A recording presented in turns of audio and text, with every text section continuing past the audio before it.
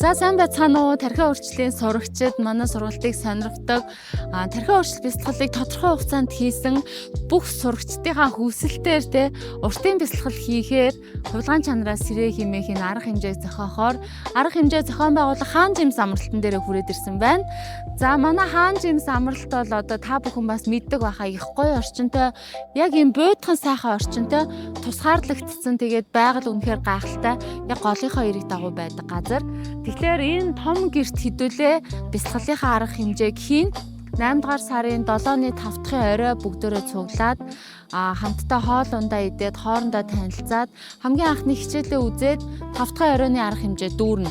Ингээд хагасааны өглөө 6 цагаас эхлүүлээд яг энэ гэртээ бүгд цуглараад юм арга хэмжээгээ эхлүүлнэ гэсэн үг.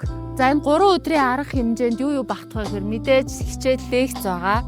Хувилгаан чанар гэж юу вэ? Хувилгаан чанараа хэрхэн сэрээхийн талаар сайхан лекц тавина. Энэ том гэртээ уртын бэлтгэл хийн бүгдөө.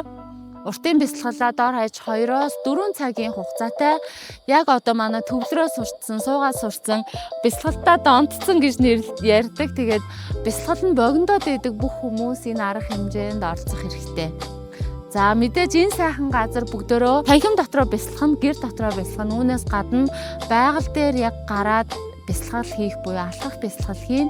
За үүнээс гадна хамтдаа орой галын наадам хийн. Галаа тойроод энерги ариусгаад цэвэрлээд хоорондоо ярилцаад бүжиглээд дуулаад оройн цагийг бол бас их сайхан хөгжилтэй өнгөрөх байгаад байгаа. Тэгэхээр 26 оны 127 удиралд ганцхан зохион байгуулагдаж байгаа энэ цөөхөн хүнтэй private VIP ивентэд та бүхэн оролцоорой. Энэ бол том хувь завшаан. Тэгээд энэ хувь завшааныг ашиглаад төрүүлж бүртгүүлээд суудлаа баталгаажуулаарай.